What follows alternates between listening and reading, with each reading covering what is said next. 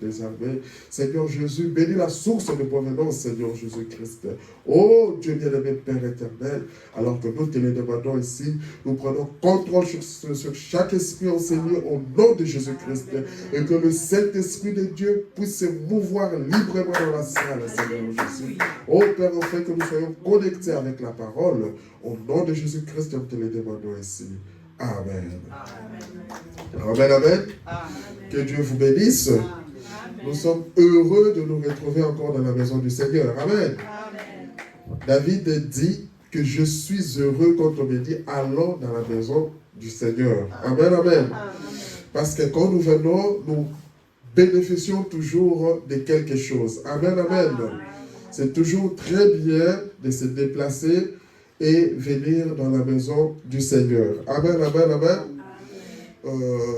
Je suis un peu enrhumé là, avec les changements brusques de climat. Il faisait chaud et trop froid, mais je crois que par la grâce de Dieu, tout ira bien. Amen, amen. Alors, amen, amen, amen, amen, amen. Que Dieu vous bénisse, amen. Vous pouvez vous asseoir. Vraiment, c'est très bien d'être dans la maison du Seigneur. Amen.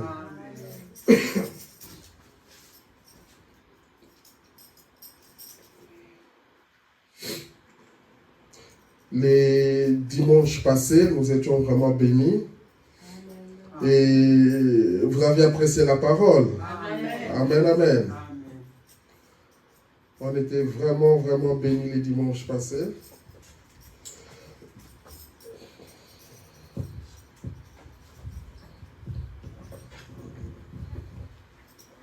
Alors, je disais que les dimanches passés, on était vraiment bénis par l'écoute de la parole de Dieu. Et on avait parlé sur la carte routière. Amen, amen. Et nous avons lu là où Jésus nous a dit qu'il est le chemin, la vérité et la vie. Et la carte routière, nous avons vu que c'était Jésus. La carte routière, nous avons vu que c'était la Bible. La carte routière, c'était la parole de Dieu. La carte routière, c'était le Saint-Esprit. Amen, amen.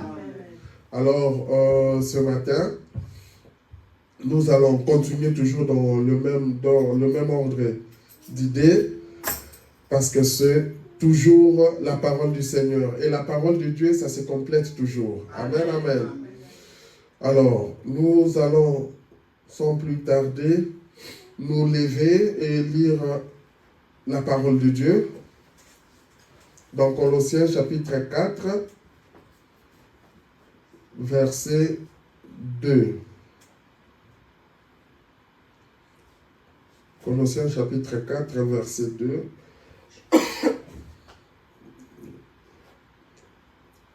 Alors, la Bible nous dit, persévérez dans la prière, veillez-y avec action de grâce. Amen, amen. Seigneur Jésus, encore une fois, nous te disons merci. Puisses-tu descendre bénir cette parole dans nos âmes. Nous voulons capter quelque chose venant de toi, au nom de Jésus-Christ. Amen. Vous pouvez vous asseoir. Par cette lecture de la parole, nous allons aujourd'hui voir un sujet. La plupart des sujets, ce sont toujours des enseignements. Et nous allons parler sur rendons Dieu visible, pour le faire sortir de l'histoire. Amen, amen. Nous voulons rendre Dieu visible pour le faire sortir de l'histoire. Nous entendons toujours les faits historiques. Dieu a fait, Dieu a fait, Dieu a fait. C'est comme si Dieu n'est plus visible aujourd'hui. Amen, amen. C'est pourquoi nous allons essayer de voir comment est-ce qu'on peut faire pour que nous puissions rendre ce Dieu-là visible. Afin que ce Dieu-là ne soit pas toujours le Dieu de l'histoire, mais que ce soit le Dieu d'aujourd'hui, de la réalité. Amen.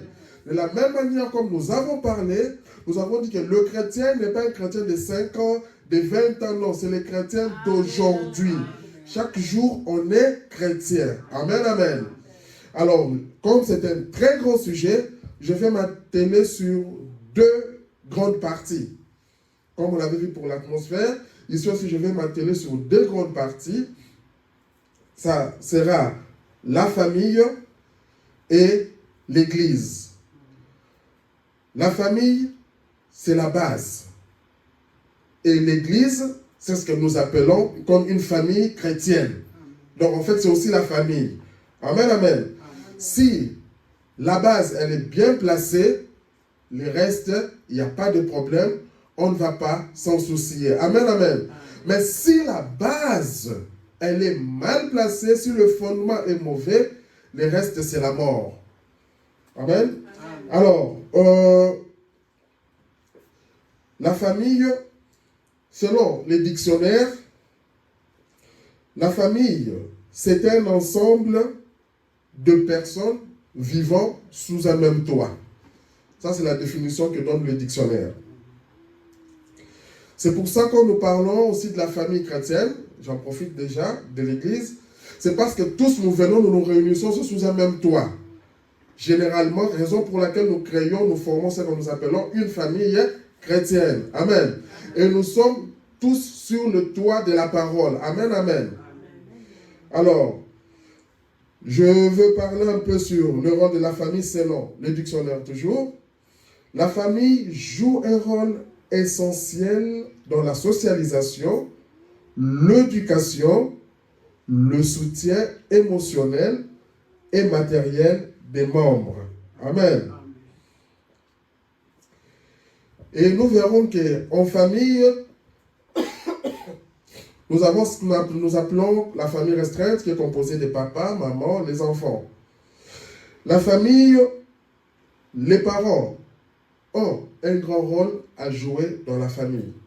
La maman a un rôle aussi à jouer dans la famille. Les enfants ont un rôle aussi à jouer dans la famille. Amen, amen. Donc nous allons essayer de ne pas trop entrer en détail, mais nous allons essayer juste de donner les points essentiels par rapport à cela. Amen. Sans plus tarder, nous allons prendre le prophète, le faire sortir de l'histoire. Le frère Branham dit, vous savez, nous nous réunissons régulièrement, comme nous venons ici, mais un jour, nous nous réunirons pour la dernière fois. Amen. Nous voulons donc rester le plus près possible du Seigneur et de sa parole. Alors que nous voyons sa parole se dévoiler jour après jour. Jour après jour. Amen, amen. Donc, à chaque fois que nous venons ici, ce n'est pas comme par habitude. Si nous parlons de ces choses, ce n'est pas comme par habitude. Nous devons savoir qu'un jour, nous allons nous réunir pour la dernière fois. Amen, amen. Si toi, jour après jour, tu ne vois pas la parole être dévoilée, il y a quelque chose qui ne va pas. Il faut aller sous l'autel. Amen. C'est pour ça, comme nous avons lu dans la Bible, nous devons prier sans cesse. Amen, amen. Quand nous prions, nous lisons la parole de Dieu, nous nous rapprochons de Dieu, afin que nos vies soient meilleures. Amen, amen. Alors, le faire sortir de l'histoire, nous commençons à partir de 24. Et la vie des familles étant négligée, que la Bible est mise au rencard. Nous voyons ici que nous sommes des chrétiens. Mais nous remarquons que dans nos maisons, en famille, là on parle en famille, que dans la famille, que la Bible est mise au rencard. Les gens ne connaissent même plus ce qu'est la Bible. Pourquoi? Parce qu'on est emporté dans trop de choses. C'est au point qu'on sera obligé de fouiller pendant 1 heure pour en trouver une. Dans de nombreux foyers en Amérique, pour pratiquer sa religion, on va à l'église le dimanche matin pour environ 20 minutes. Et si le pasteur prend environ 30 minutes, il est convoqué au conseil. Qu'est-ce que c'est? Il n'a plus de vie, de famille. Amen, amen. En fait, le frère Branham nous montre ici que, avant même de venir à l'église, la vie commence au niveau de nos familles. Mais nous avons remarqué que dans nos familles, on ne lit plus même la Bible. On ne réunit plus les enfants pour lire la Bible. Et sachez que cela a un impact dans la vie des enfants. En tant qu'enfant, en tant que parent, en tant que maman, nous devons avoir cette habitude de lire la Bible en famille. C'est très important. La famille, c'est la base. Sinon, on aura des disputes, on aura des esprits qui entrent au fur et à mesure. Pourquoi? C'est parce que nous mettons Dieu de côté. Amen, amen. Mais quand nous restons tous soudés dans la parole de Dieu, Dieu sera avec nous. Nous voulons, mon but de ce matin est que nous puissions créer de nos familles vraiment le foyer de Dieu. Amen, amen. Que chacun de nous, aussi ta famille, ma famille, nous créons cela comme un foyer de Dieu. Quand nous allons nous retrouver ici, ça sera de la joie, nous allons alimenter encore Dieu. Amen, amen. Et quand tu as ce désir-là, le frère Branham nous montre, ok? On a l'habitude de faire 20, 30 minutes, 40 minutes. Ces jours-là, si on fait 50, 1 heure du temps, tellement que tu n'es pas consacré, tu vas commencer à bouder. Et si nous sommes une organisation, on va même convoquer les pasteurs après. Dis-nous pourquoi tu as fait 1 heure au lieu de faire 30 minutes. Vous voyez un peu? Pourquoi? C'est parce qu'il n'y a plus de vie de famille là. Et la véritable vie des familles, c'est dans la parole de Dieu, en lisant la Bible. En lisant la Bible. L'enfant doit savoir, nous à l'époque, nos parents nous avaient acheté ce qu'on appelle le Nouveau Testament à l'époque, des petites Bibles comme ça, Nouveau Testament, que vous devriez lire, vous devriez lire, vous devriez lire. Et aujourd'hui, la science a évolué, il y a même la Bible en dessin animé ou quoi même pour les enfants, parce que c'est très important, et pour les parents, et pour les enfants. Amen, amen. Le frère Branham dit, autrefois, écoutez, le père et la mère s'aimaient, s'honoraient et se chérissaient mutuellement. Amen, amen. Autrefois, le père et la mère s'aimaient, s'honoraient et se chérissaient mutuellement. Nous voyons quand nous avons commencé. Papa aimait maman. Et la Bible dit, le prophète dit, s'aimer, s'honorer et se chérisser mutuellement. Il n'y avait pas de mauvaises paroles. On ne pouvait pas négliger l'autre. On ne pouvait pas prononcer des paroles grossières vis-à-vis de l'autre. Aujourd'hui, quelque chose après, non, va chercher ailleurs. Quelque chose après, la femme dit, ben écoutez, si tu savais, va chercher un autre homme. L'homme dit, non, si tu savais, va chercher une autre femme alors. Tout ça, pourquoi? C'est parce qu'on ne s'honore pas, on n'a pas cet amour. Et cela fait disparaître Christ dans nos familles. Amen. Et quand elle était vieille plutôt, là, on parle de la femme, donc quand elle prenait de l'âge, grisonnante et ridée, et que son pauvre vieux visage se déformait, et que ses lunettes pendaient sur son nez, papa l'aimait autant que quand elle était jeune et jolie. Amen. Ce n'est pas aujourd'hui. On regarde, papa regarde, il voit maman. Maman commence à prendre de l'âge. Les années ont passé, parce que prendre de l'âge, ça peut aussi dire que les années ont passé. Et après, au lieu de garder cette flamme d'amour dans nos foyers, papa commence à parler du n'importe quoi envers maman. Maman commence à parler du n'importe quoi envers papa. Ce n'est pas bien. Amen, amen. On doit continuer à s'aimer. Quand tu vois papa parle de mauvaises choses envers maman, tu dis, papa, tu es un enfant de Dieu, tu ne dois pas parler comme ça envers maman. Quand tu vois maman parle de mauvaises choses envers papa, tu dis, maman, tu es un enfant de Dieu, tu ne dois pas parler comme ça envers papa. On doit voir vraiment l'amour se refléter dans notre famille. Amen, amen. Et c'est à ce moment, parce que quand il y a ces disputes, il y a ce mauvais climat, comme nous avons parlé de l'atmosphère, il y a cette mauvaise atmosphère, vous ne pouvez jamais rendre Dieu visible. Vous ne pouvez jamais faire sortir Dieu de l'histoire. Tu vas essayer de toute ta manière, mais tu seras loin de Dieu. Tu peux prononcer le nom de Dieu, tu seras loin de Dieu. Pourquoi? Parce que le climat dans lequel tu es, l'atmosphère que tu crées, ne permet pas de rendre Dieu visible. Et le diable sait cela. Amen. Et quand le diable sait cela, il va essayer de vous combattre dans tout cela. Amen, amen. Moi, comme je le dis toujours ici au tabernacle des Ardennes, on ne vise pas X, on ne vise pas Y, mais on se dit moi. Quand je suis papa, je me dis moi dans cette place. Quand je suis maman, je me dis moi dans cette place. Amen, amen. Parce que quand on se voit d'abord nous-mêmes, alors l'autre aussi, quand elle va se voir elle-même, ensemble, qu'est-ce qu'on va faire? On va apporter Dieu. Amen, amen. Mais si moi, je me crois étant trop spirituel par rapport à l'autre, c'est une erreur grave. Ne te crois jamais trop spirituel plus que l'autre. Amen, amen.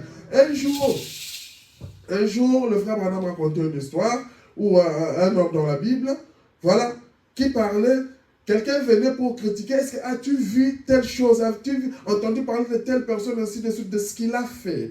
Il a dit, non, écoute, moi, au lieu de me préoccuper de cette personne, je me préoccupe d'abord de moi-même, de mes erreurs.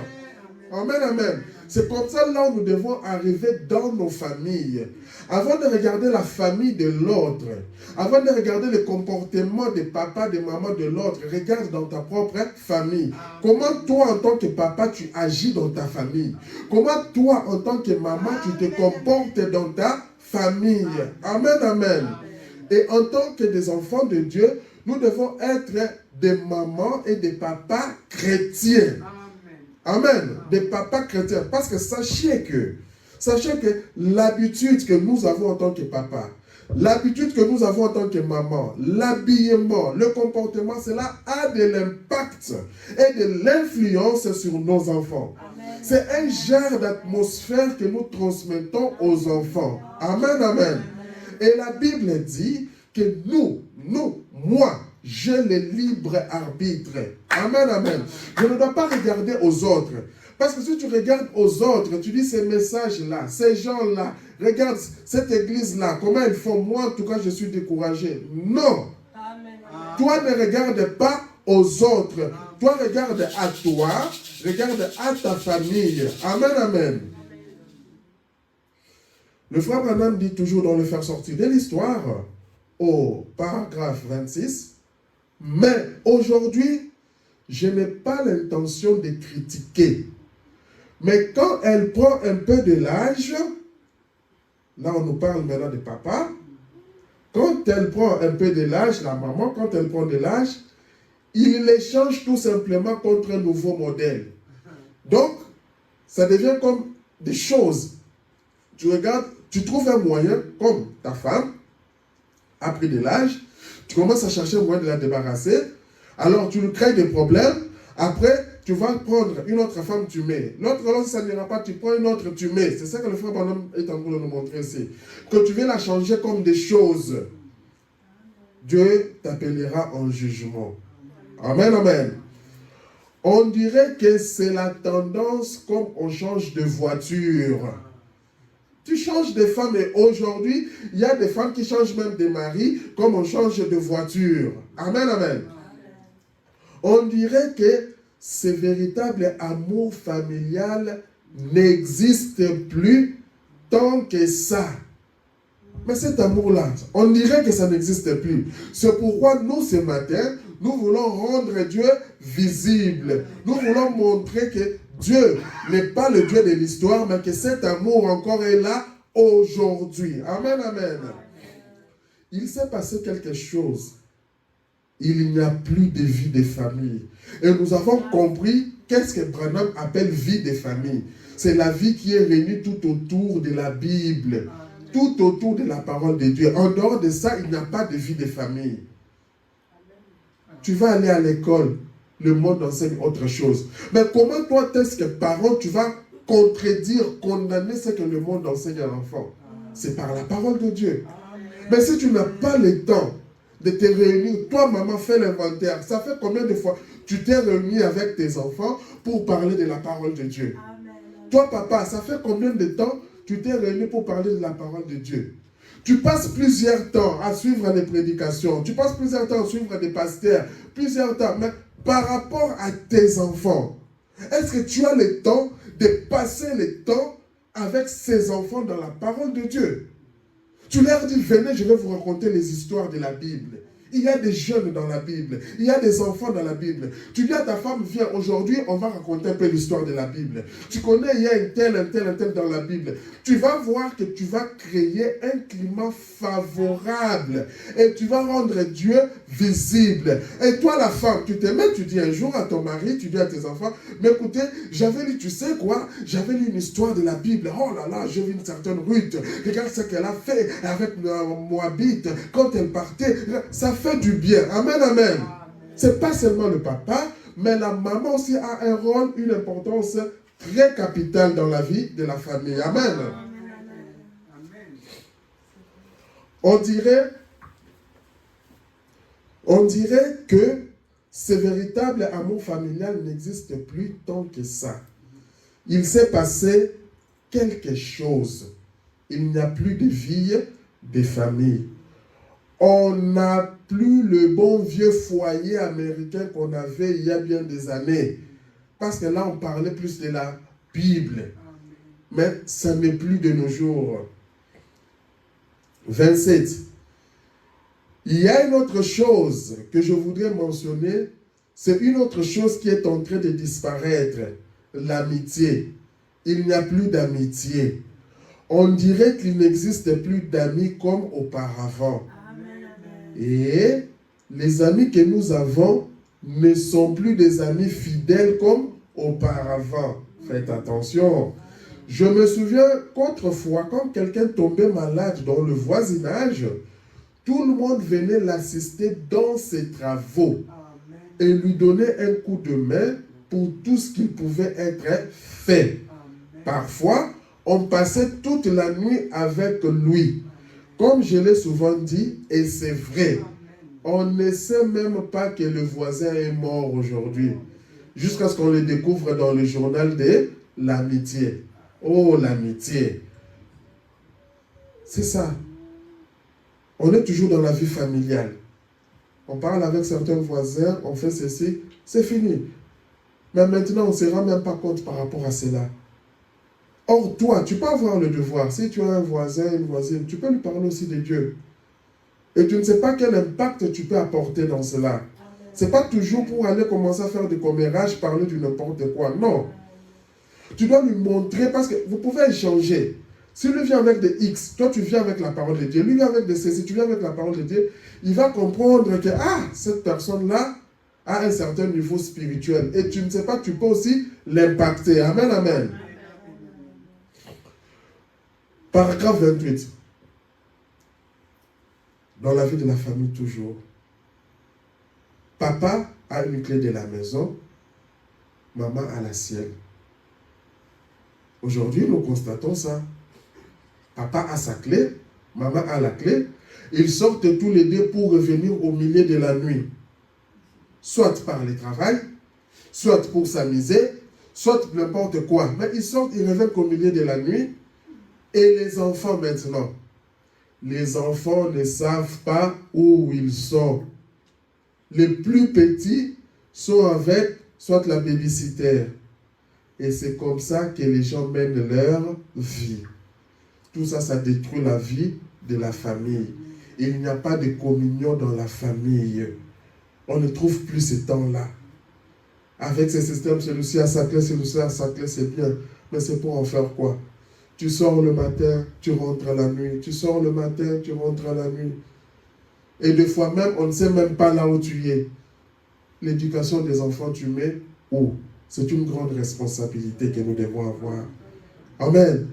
Nous cherchons à rendre Dieu visible en les faisant sortir de l'histoire. Amen. Paragraphe 29. Savez-vous que la Bible a prédit toutes ces choses? Donc, qu'est-ce que c'est alors? C'est que nous sommes dans une position où nous voyons ces choses arriver au bout. Amen. Le faire sortir de l'histoire toujours. Qu'est-ce qui ne va pas? Ce qui cause tous ces dérèglements, c'est que les hommes et les femmes sont devenus des amoureux du monde actuel. La chose la plus importante devait être de rentrer à la maison pour faire quoi? Pour lire la Bible et prendre le temps de prier. C'est comme ça qu'on a lu dans l'Écriture. Amen, amen. Quand tu rentres, tu viens à la maison, premièrement, c'est quoi? Netflix. Premièrement, c'est quoi? Box. Premièrement, c'est quoi? Tel film. Or, nous devions nous soucier. Je rentre, je lis la Bible, je prie. Ça nous permet de garder cette atmosphère. Amen, amen. Ça nous permet de garder cette atmosphère. Les hommes et les femmes sont devenus amoureux du monde actuel. Le monde actuel, c'est dans plusieurs sens. Ça peut être par la technologie, ça peut être par le téléphone. On passe plus de temps avec la technologie, c'est le monde actuel. Ça peut être sortir seulement aller se balader, c'est le monde actuel. Ça peut être chercher des mauvais amis, parler avec eux, c'est le monde actuel. Au lieu de rentrer à la maison pour lire la Bible et prendre le temps de prier. Ou à la maison, dans la famille. Amen, amen. C'est très important. Nous voulons rendre Dieu visible. Amen, amen. Le faire sortir de l'histoire, paragraphe 42. C'est la version toujours la voix de Dieu. Je pense à la mère. Amen. Ici maintenant, je montre en fait l'impact et l'importance de la mère, maman, au sein toujours de la famille. Parce que nous disons, on a beaucoup de travail, on a beaucoup de ça, je n'ai pas le temps. Mais regardez une femme que le frère Branham utilise, qui nous montre que nous avons aujourd'hui, nous parlons de John Wesley. Je pense à la mère de John Wesley, Suzanne. Elle était mère de 17 enfants. Des fois, nous ne connaissons pas son histoire. Elle était mère de 17 enfants. Et elle trouvait le moyen de passer du temps en prière. Je pense que c'était soit 2 ou 3 heures par jour. Comprenez un peu? D'abord, elle avait 17 enfants. Moi, je n'ai que 1, 2, 3, 4, 5. Mais elle en avait 17. Moi, je n'ai que 10. Moi, je n'ai que 15. Mais elle en avait 17. Malgré ces 17 enfants, elle trouvait le temps de passer en prière. En plus d'élever, maintenant on montre les tâches, en plus d'élever, de prendre soin de ces 17 enfants, ce qui a produit l'un des plus grands prédicateurs au monde. Le frère Branham, nous verrons plus tard, il nous montre même que l'atmosphère des parents, quand vous êtes dans une atmosphère de prière, vous ne savez pas ce que vous pouvez produire soit aux enfants de vos enfants. C'est ici, là, on nous montre que, à cause de l'attitude de la maman, là, cela a produit un puissant prédicateur. Et dans cette famille, il y a eu même des grands chantres aussi. Amen, amen. En plus d'élever et prendre soin des 17 enfants, ce qui a produit l'un des plus grands prédicateurs au monde et l'un des plus grands compositeurs de cantiques de l'époque, John et Charles Wesley. En effet, elle prenait le temps de servir Dieu et non de traîner dans les choses du monde. Toi, maman, prends le temps de servir Dieu. Et la meilleure façon, c'est dans la lecture de la Bible, dans la prière. La maman a un rôle très important pour l'éducation des enfants, pour maintenir sa maison stable. la Bible dit, la femme sage bâtit sa maison. Mais comment est-ce que tu pourras bâtir cette maison? Comment tu auras cette sagesse si tu veux t'éloigner de la parole de Dieu? Tu ne lis pas, tu ne pries pas. Comment tu vas bâtir?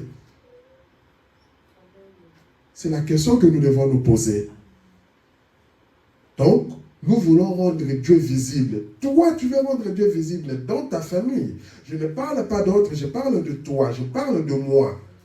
Je vais rendre Dieu visible dans ma famille. Je vous donne le secret. Et vous remarquerez que c'est la même chose depuis que nous avons commencé à parler. On change juste des formes. C'est la prière, c'est la parole. C'est la prière. Il n'y a que ça. On change juste des formes. Mais la base, c'est ça. Dès que nous comprenons ça, c'est la clé dans tout cela. Je suis le chemin, la vérité et la vie. Et ce chemin, c'est quoi? C'est la parole de Dieu. Donc tu vois que quand toi tu fais que prier, lire la parole de Dieu, tu seras avantagé, tu seras sage, tu vas bâtir ta maison, tu auras des bénédictions, tu vas produire des bénédictions dans ta maison. C'est ça la parole de Dieu.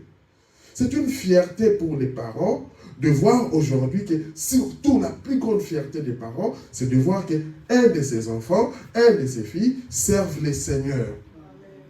C'est une grande fierté, c'est le plus beau cadeau qu'un parent peut donner à ses enfants. Mais pour arriver à donner cela, tu dois fournir un effort, c'est un travail qui doit se faire. Amen, amen. Remarquez, là je suis dans le chef-d'œuvre, prêché le 5 juillet 1964, VGR, la voix sur code, donc la voix de Dieu. Au paragraphe 176, remarquez les grands chefs-d'œuvre, la famille. Le frère Branham appelle ça le grand chef-d'œuvre. Amen. Donc, remarquez les grands chefs-d'œuvre, la famille. Le mari et la femme ne peuvent pas vraiment former une famille s'ils ne sont pas un. Mais toi, tu es là seulement pour ridiculiser ton mari. Tu es là pour ridiculiser ta femme. Pour dire, toi, tu es qui? Toi, regarde comment tu t'habilles. Toi, regarde comment tu te comportes. Toi, au lieu de le soutenir, toi, femme, au lieu de soutenir ton mari, pour l'aider à l'amener par la prière, tu es là en train de le ridiculiser, de le minimiser. Ce n'est pas bien. Toi, le mari, tu vois ta femme, elle n'a pas encore atteint peut-être le niveau que tu as. Va en prière, il y a des manières à aller. Il ne faut pas toujours aller de manière forte. Ça ne sert à rien. Amen, amen. Quand il y a l'amour, il y a des manières. Amen, amen. Remarquez, le mari et la femme ne peuvent pas vraiment former une famille s'ils ne sont pas un. Donc, pour former, parce que nous parlons de la famille, pour former la famille, nous devons être un, unis. Il faut qu'ils soient un, sinon, ils ne sont pas une bonne famille. Les gens vont vous voir, les gens vont nous voir, mais en réalité, nous ne sommes pas une bonne famille. La femme tire d'un côté, les maris tirent de l'autre. Ce serait une famille terrible, ça. Mais quand il y a un accord avec l'amour l'un pour l'autre, c'est une famille. Et maintenant, le chef-d'œuvre de Dieu, c'était ça. Amen, amen. Le chef-d'œuvre de Dieu, c'était ça. Toute la famille véritable ici représente celle-là. Voyez, le chef-d'œuvre, c'était qu'il y ait l'unité. Le chef-d'œuvre de Dieu, c'était qu'il y ait l'unité. Que l'homme et la femme soient un. Parce que déjà, quand vous êtes un, même les enfants seront un, parce que vous allez les amener comme ça. Mais si toi, l'homme, tu crées des discordes, si toi, la femme, tu crées des discordes, vous ne serez pas un et vous n'allez pas atteindre le chef-d'œuvre. Amen.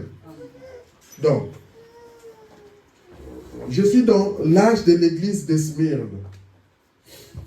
Au paragraphe 178. Combien ici connaissent? N'oubliez pas la prière en famille. C'est un chant qu'on avait l'habitude de chanter. n'oubliez pas la prière en famille. Combien prient dans votre famille? Prie en famille, c'est une question que le frère Branham me pose, que le frère Branham nous pose, que chacun réponde. Combien prie en famille? Pas de manière individuelle, mais en famille. Papa est là, il appelle sa femme, il se tiennent, il appelle les enfants, il se tiennent, il prie en famille. Maman est là, elle appelle ses enfants, il prie en famille. C'est toujours important. Important. Alors, donc question-réponse. Numéro 1, prêché le 23 août 64, le matin. Il y a une question, c'était la question 252. Un frère qui a posé la question à frère Branham. Frère Branham, vous avez dit sur l'une des bandes que Noé a sauvé sa famille. Cela veut-il dire qu'une mère peut avoir la même foi pour sa famille? Et cela veut-il dire que tous les membres de la famille seront sauvés si nous les croyons? En fait, c'était une personne qui avait des soucis. Okay? Dans sa famille, il y a des gens, les membres de sa famille, que ce soit son mari, ses enfants ou sa femme qui ne croient pas. Mais il s'est référé à l'histoire de Noé, qui fut sauvé avec toute sa famille. Maintenant, il demande, si moi maintenant je crois, est-ce que je serai sauvé seulement avec toute ma famille? C'est là où nous allons voir maintenant la réponse de frère Branham. C'est comme nous avions dit la fois passée, que le frère Branham dit, parler à quelqu'un de Jésus. Prier, c'est bien, mais il faut aussi parler à quelqu'un et que la personne l'accepte. Nous sommes en famille. Si tu parles de Jésus pour que cette personne soit sauvée et que la personne accepte, à ce moment-là, vous serez sauvés. Mais si la personne n'accepte pas, c'est là où il y a le problème. Le frère Branham répond au paragraphe 177, bon, c'est oui, c'est un peu. Il faudrait être attentif à la manière dont je réponds à ceci. Et quand le frère Branham dit être attentif, soyons attentifs. C'est la bouche de Dieu. Vous voyez? Premièrement, vous avez dit, l'une de vos bandes que Noé a sauvé sa famille. Pourquoi? Parce qu'ils ont cru. Amen. Donc la famille de Noé avait cru. C'est ça. C'est parce qu'ils ont cru son message. Amen. Donc toi, le travail que tu dois faire, tu dois parler. Si ta femme n'a pas encore cru, essaie de la parler, de la convaincre, de l'amener à Jésus, qu'elle puisse croire. Et c'est par amour, comme on a vu là. C'est par amour. Ce n'est pas par violence, ça ne sert à rien. Or, un secret que je vais dire, que si c'est par violence, tu penses que tu vas l'amener, mais sache que tu la repousses. Vice versa. Si toi, la femme, tu veux montrer à ton mari que tu es plus, et que tu penses que c'est comme ça que tu vas l'amener au Seigneur, tu vas le repousser. Le frère Branham dit, parce qu'il dit, attention, soyez attentifs dans la manière dont je vais répondre à ceci. Au paragraphe 178, cela veut dire qu'une mère peut avoir la même foi pour sa famille. Ça, c'est bien. Oui, sœur, c'est une sœur qui avait posé. Je peux voir les cœurs d'une petite maman qui pleure pour les siens. Parce que maman a toujours ces cœurs-là. Frère Branham va nous montrer quelque part que la femme, Dieu l'a créée différemment. Elle a un cœur spécial, une femme. Et la femme se soucie toujours. Tu verras, quand tout ne va pas, la femme, elle court gauche-droite pour que tout soit en ordre. Il y a quelque chose de spécial que Dieu a mis dans la femme. Et cela veut dire que tous les membres de la famille seront sauvés si nous le croyons. Oui, s'ils l'acceptent. C'est exact. Donc, les membres de la famille, là, ils peuvent être tous sauvés, mais ils doivent l'accepter.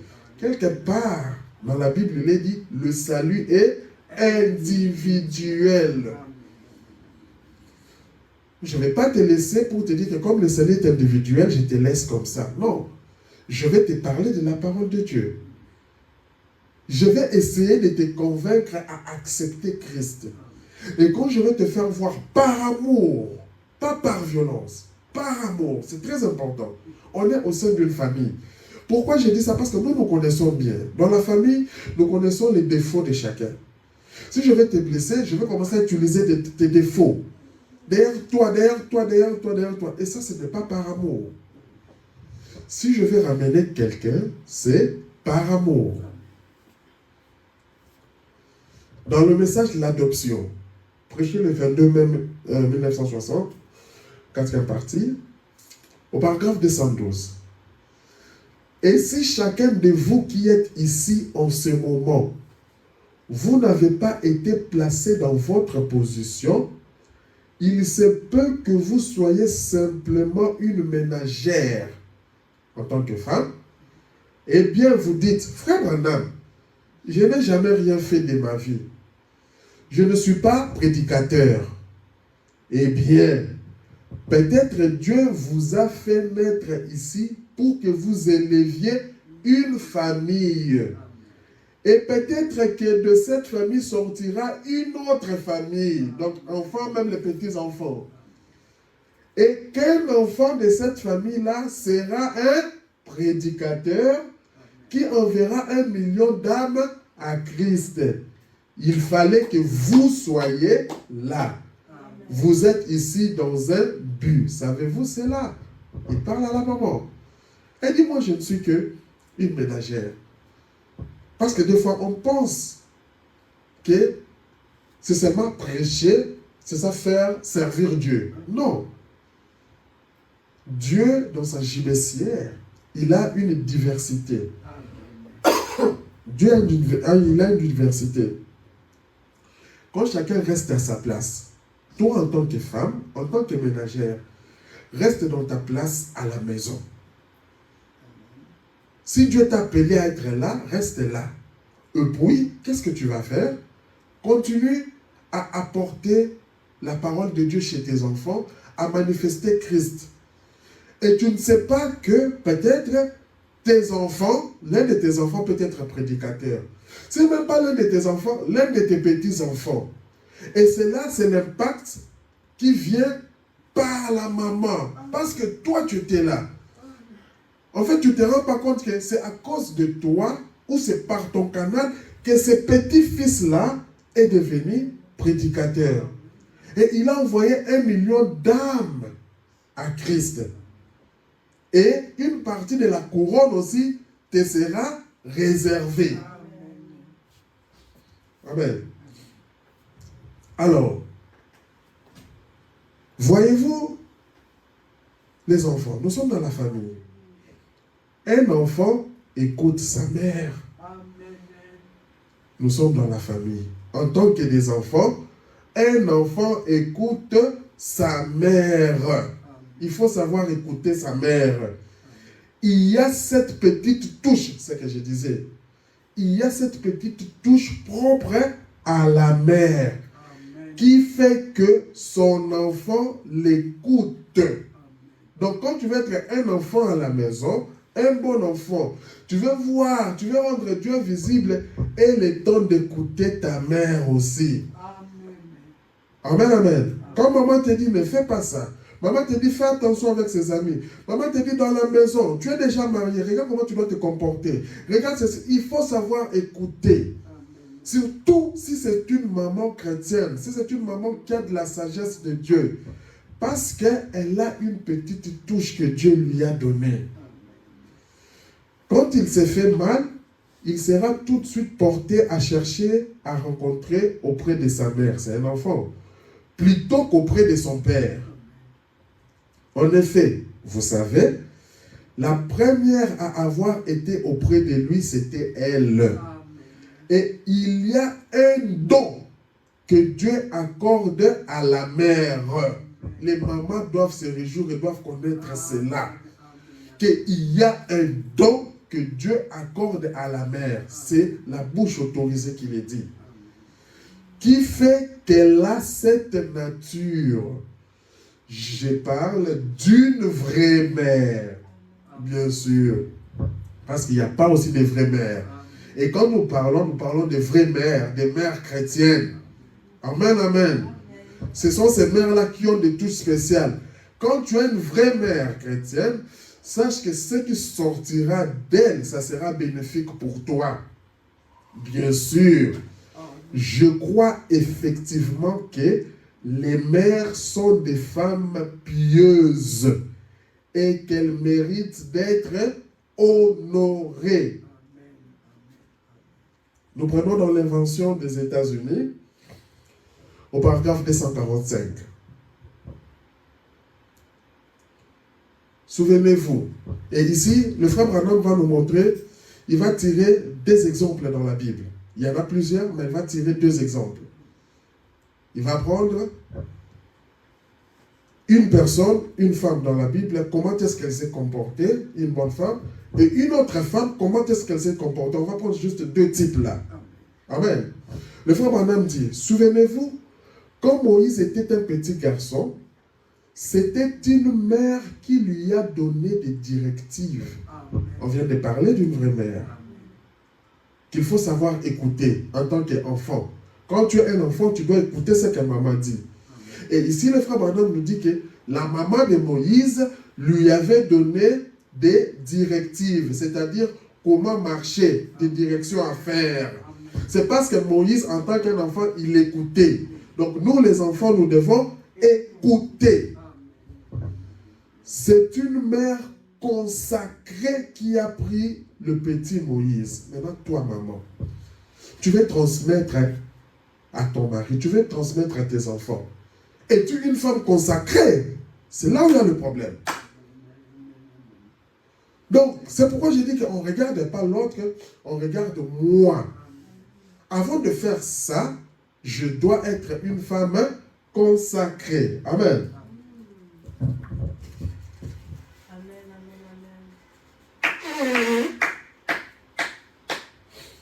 Je dois être une femme consacrée.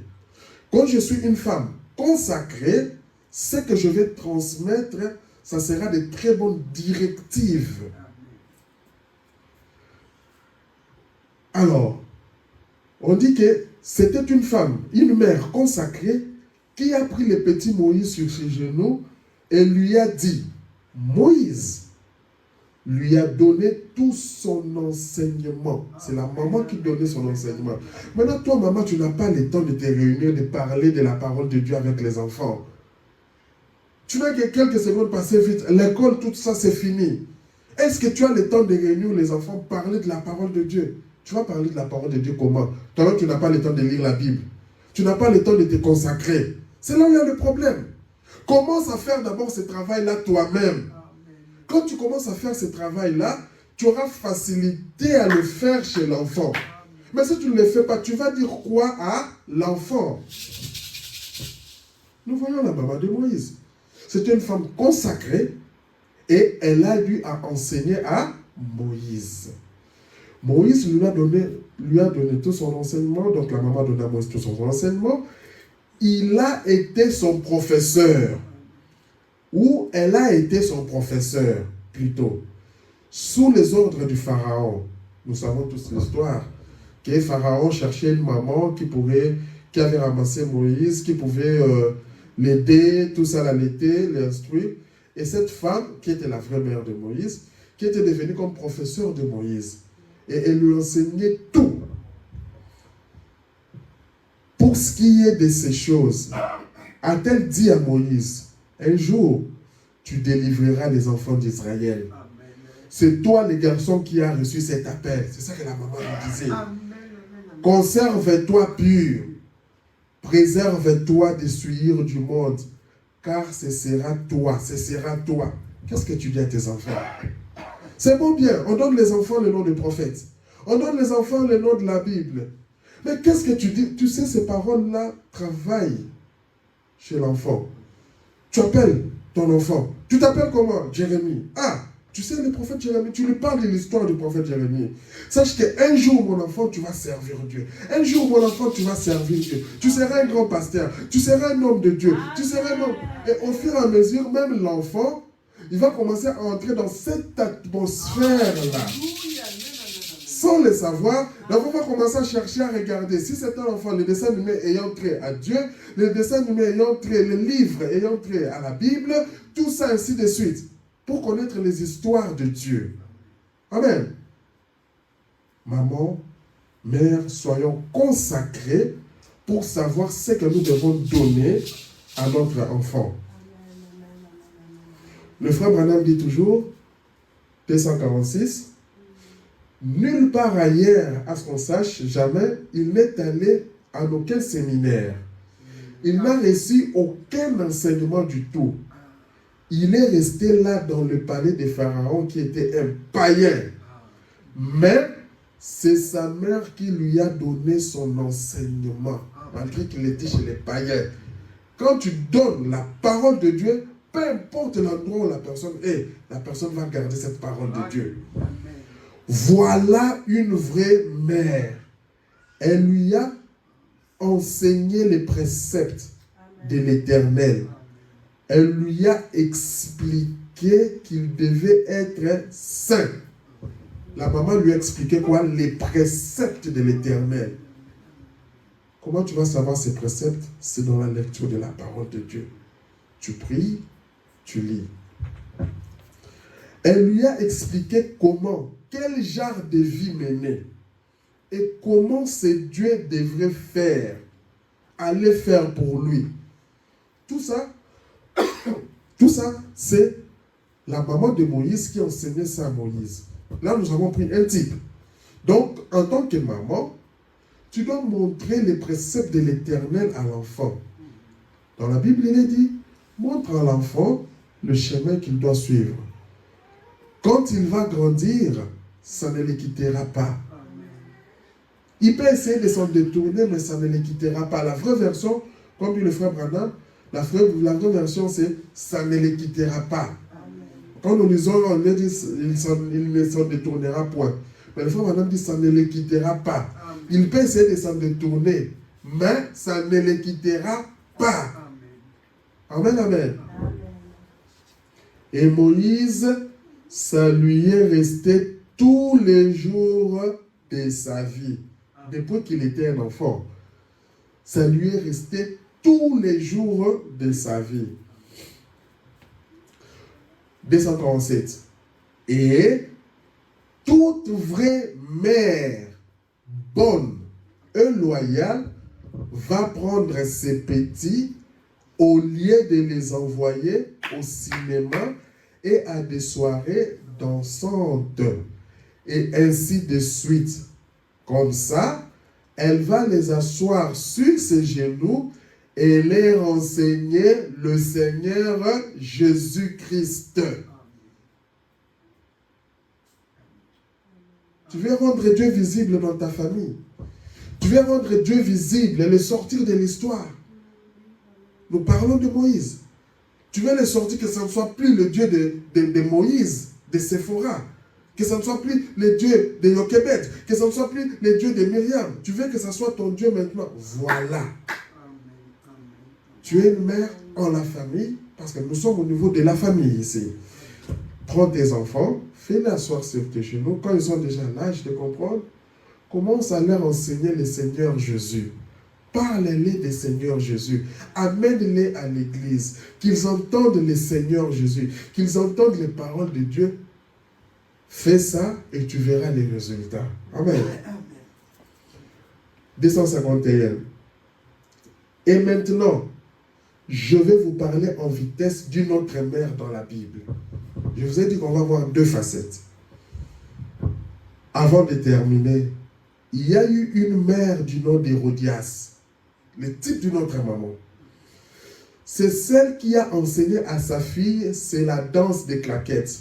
Là, on nous a dit qu'une vraie mère ne va pas envoyer ses enfants dans des danses, dans des fêtes, dans des histoires comme ça. Il va plus les envoyer à lire la Bible, à leur parler de Jésus. Mais ici, cette mère a envoyé sa fille dans la danse des claquettes. Elle voulait qu'elle soit populaire. Et celle-ci a dansé devant le roi et elle a exigé la tête de Jean-Baptiste. L'histoire nous rapporte que 70 de ses descendances, de cette demoiselle qui a dansé devant elle, la fille d'Hérodias, qui a dansé devant Hérode, 70 de ses descendances, à leur mort, soit c'était des prostituées, soit ils sont morts à la potence. Nous voyons la descendance. Ici, nous avons vu, si vous vous rappelez, que le frère Branham nous a montré que quand tu es une bonne mère qui vient à l'église, si ce n'est pas même tes enfants, même tes petits-enfants, elle sera soit prédicateur ou ils vont servir l'Éternel. De l'autre côté aussi, quand tu es une mauvaise mère, regarde combien de la descendance, 70. Donc à peu près 70. Donc elle aussi, les enfants de ses enfants, les enfants des enfants, soit ils sont morts à la potence, soit ils étaient des prostituées. C'est ce qu'elle a voulu donner. C'est ce qu'elle a voulu donner et c'est ce qu'elle a récolté. Donc, nous voyons que l'impact que nous avons dans nos familles, pour rendre Dieu visible, c'est très important. Ne nous négligeons pas. Ne nous négligeons pas. Une mère a enseigné, ça dans l'invention des États-Unis, une mère a enseigné à son enfant les choses du monde. Maintenant, elle nous montre les deux mamans. Une mère a enseigné à l'enfant les choses du monde et l'autre mère lui a enseigné les choses de Dieu. C'est ce que nous venons de voir. L'un est devenu un grand leader, un conquérant, c'était Moïse. Immortel parmi les hommes aujourd'hui. Aujourd'hui, on parle de Moïse. Et l'autre, c'est une débauchée. Elle est en enfer. Elle en a traîné des milliers et des milliers avec elle. Vous voyez ce que je veux dire? Attention, élève l'enfant selon la voie qu'il doit suivre. Ne négligeons pas ça. Ne négligeons pas ça. L'avenir de ton enfant, c'est entre tes mains. Amen. Amen. La Bible dit, élève l'enfant selon la voie qu'il doit suivre. Et là, on ne parle pas des pères. C'est là où je dis, là où le frère madame dit que la mère a une certaine touche. Amen. On parle de la mère. Amen. La mère a un rôle très, très important, très capital au sein de la famille. Et vous allez voir par cette clé que c'est par elle que l'on peut voir Dieu, rendre Dieu visible. C'est par elle qu'on peut faire sortir Dieu de l'histoire. Amen, amen. Dans la fête de mère, au paragraphe 34, vous savez, un homme comme Moïse, si je peux reconnaître, quel mérite à son caractère. Il avait un caractère, Moïse. Mais c'est grâce à qui? C'est grâce à sa mère. Une mère envoyée de Dieu. Amen. Quand tu as une bonne mère qui te parle de la parole de Dieu, aujourd'hui, je dois dire que c'est une mère qui a été envoyée de Dieu. Amen, amen. Nous, moi, ma mère, on se mettait au salon. Chaque fois quand on faisait la prière en famille, ces chants, n'oubliez pas, on l'a appris à la maison. Et aujourd'hui, je me tiens là parlant de Dieu. J'ai dit qu'aujourd'hui, ma mère est une mère envoyée de Dieu. Amen, amen. Vous savez, c'est elle, Jochebed. Alors, toi aussi, tu as encore le temps aujourd'hui. Tu veux que l'on te considère comme une mère envoyée de Dieu. Revois ta manière de vivre. Revois ta manière de faire. Au sein de la famille. Tu as un rôle important au sein de la famille, maman. Jochebed qui avait prié et qui avait désiré ardemment ce bébé.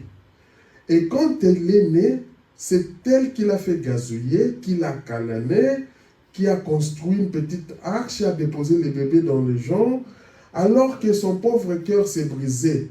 Son petit bébé, le seul qu'elle avait, c'était la petite frimousse, la plus magnifique du monde. Et combien une mère aime tout bébé, mais de voir ce petit être spécial. Amen, amen, amen. L'âge de l'église de Philadelphie. Maintenant, Je n'ai ici qu'un petit aperçu de l'histoire du message de ce soir. John Wesley. John Wesley, qui était l'étoile de cet âge, l'âge de Philadelphie, il est né le 17 juin 1703 au presbytère d'Epworth. Ça, ce sont les anglophones, en Angleterre.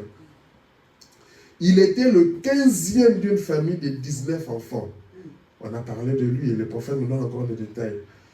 Son père et sa mère s'appelaient John et Susan Wesley. Comme ça, vous connaissez. Son père était un prédicateur. Sa mère, une sainte consacrée. Bien qu'elle devait prendre soin de ses 19 enfants, elle trouvait beaucoup de temps au cours de sa journée chargée pour enseigner à ses enfants des leçons de la Bible. Malgré les journées chargées, elle trouvait quand même du temps à enseigner. Ça doit être vraiment ancré en nous. En tant que maman, trouvons le temps d'enseigner les histoires de la Bible. Des histoires bibliques et pour prier pour eux. Priez pour vos enfants. Prions pour nos enfants. Prenons ce temps-là. C'est ce qui a fait de ces garçons ce qu'ils sont devenus. L'impact. C'est ce qui a fait de ces garçons. À cause de qui? De leur maman. Ne négligeons pas la valeur de maman. Ne négligeons pas notre valeur. Le grand compositeur des cantiques, Charles, son frère, est de ceux qui ont donné au monde les cantiques les plus inspirés que nous ayons jamais eus.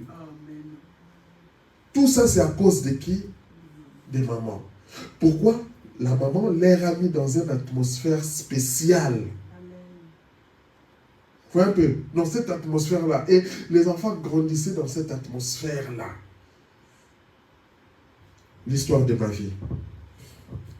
Le frère Branham dit, donc, maintenant, une femme bonne est un joyau sur la couronne d'un homme. On devrait l'honorer. Ma mère est une femme. Mon épouse en est une et elles sont charmantes. J'ai des milliers de sœurs chrétiennes pour qui j'ai le plus grand respect. Si elles peuvent respecter ce que Dieu a fait d'elles. Il parle de qui? D'elles-mêmes. De moi-même. Est-ce que tu sais respecter ce que Dieu a fait de toi? Qui tu es? Quel est l'impact et l'importance que tu as au sein de la famille? Une mère est une vraie reine. Ça, c'est bien. Elle est l'une des choses les meilleures que Dieu a pu donner à un homme. Une épouse, en dehors du salut. Une épouse, est-ce qu'il y a de mieux si elle est une bonne épouse? Donc, toi, tu dois faire un effort d'être une bonne mère, une bonne épouse. Et toi, le mari, quand tu as épousé une femme comme ça, et que tu sais que tu as épousé une bonne épouse, alors tu dois reconnaître que c'est une meilleure chose que Dieu t'a donnée. Amen, amen. Mais, si elle ne l'est pas, Salomon a dit, une femme bonne et joyeuse sur la couronne d'un homme. Une femme vile ou une femme mauvaise, c'est de l'eau dans son sang. Et c'est exact. C'est la pire chose qui puisse arriver. Alors, si vous avez une bonne épouse, frère, vous devriez la respecter le plus haut point. Nous voyons dans la famille, rendons Dieu visible. Quand tu as une bonne épouse, tu dois la respecter. Tu dois savoir la manière, comment parler à cette épouse. Une vraie mère, c'est exact, vous devriez le faire. Une vraie femme, les enfants, si vous avez une vraie mère qui reste à la maison et qui essaye de prendre soin de vous, qui entretient vos vêtements, qui s'occupe de vous envoyer à l'école, vous enseignez au sujet de Jésus. Vous voyez, on reprend toujours ça. Parce que si nous parlons des familles chrétiennes, vous enseignez au sujet de Jésus, vous devriez honorer cette gentille maman de tout votre être. Vous devriez respecter cette femme. Oui, monsieur. Parce que c'est une vraie mère. Amen, amen. Donc, à nos mamans chrétiennes, à nos femmes chrétiennes, coup de chapeau. Restons toujours dans la parole de Dieu. Prier, lire la Bible. Amen, amen. Amen. Question-réponse numéro 2. Le 23 août 64 le soir, paragraphe 100. Chacun de vous les enfants, essayez d'aider papa et maman. Quand tu es à la maison, on est toujours au sein de la famille, les enfants, essayons d'aider papa et maman dans ce qu'ils font. Ne reste pas là seulement au jeu. Tu te réveilles, tu es là au jeu, à la play ou quoi, ou tu sors avec les amis. Non. Prends le temps d'aider. Quand tu es un jeune garçon, arranger la maison, faire ceci, prends le temps d'aider papa et maman. Papa, essayez d'aider vos enfants. Ne laissez pas cet esprit morose et incrédule s'approcher de vous. Vous êtes des chrétiens. Vous êtes nés de l'Esprit de Dieu. Vous êtes les sels de la terre. Vous avez des droits qui vous ont été donnés par Dieu. Et la Bible dit que tout ce qui est digne de louange, que tout ce qui est vertueux, soit l'objet de vos pensées. Ne pensez pas aux choses mauvaises. Tu es avec ta femme, tu ne fais que penser aux choses mauvaises sur elle. Pourquoi? Tu es avec tes enfants, tu ne fais que penser aux choses mauvaises. Papa, arrêtez ça. Tout ce qui est soit l'objet de vos pensées, que tout ce qui est vertueux soit l'objet de vos pensées. Ne pensons pas aux choses mauvaises. Amen, amen. Donc, par ici, nous allons nous tenir debout. Je crois que, par la grâce de Dieu, nous avons reçu quelque chose et nous continuerons la prochaine fois. Amen, amen.